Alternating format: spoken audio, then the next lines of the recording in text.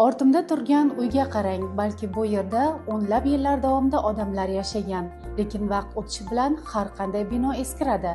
Ba'zilari hatto yashash uchun xavfli holatga kelib qoladi. Endi esa bunday hududlarni yangilashning aniq huquqiy tartibi belgilandi. O'zbekiston Respublikasida shaharsozlik renovatsiyasi to'g'risidagi yangi qonun qabul qilindi. Xo'sh, renovatsiya degani nima? Bu shunchaki eski binoni buzib, yangisini qurish degani emas. Shaharsozlik renovatsiyasi quyidagi turlardan iborat. Birinchisi, mavjud binoni asosiy konstruksiyasiga tegmagan holda rekonstruksiya qilish.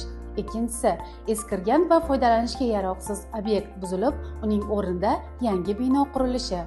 Uchinchisi esa hududda yashil maydonlar va zamonaviy jamoat joylari tashkil etilishi. Lekin har qanday hudud ham renovatsiyaga tushavermaydi. Buning uchun bino yoki inshootlar eskirgan, avariya holatiga kelgan bo'lishi yoki hududdagi mavjud muammolar aholining ijtimoiy hayotiga jiddiy ta'sir qilayotgan bo'lishi kerak.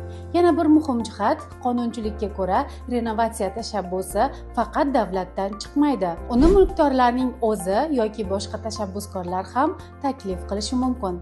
Yana bir muhim ma'lumot, Vazirlar Mahkamasi hamda Qoraqalpog'iston Respublikasi Vazirlar Kengashi, viloyatlar va Toshkent shahar hokimliklari huzurida shaharsozlik renovatsiyasini qo'llab-quvvatlash jamg'armalari tashkil etiladi.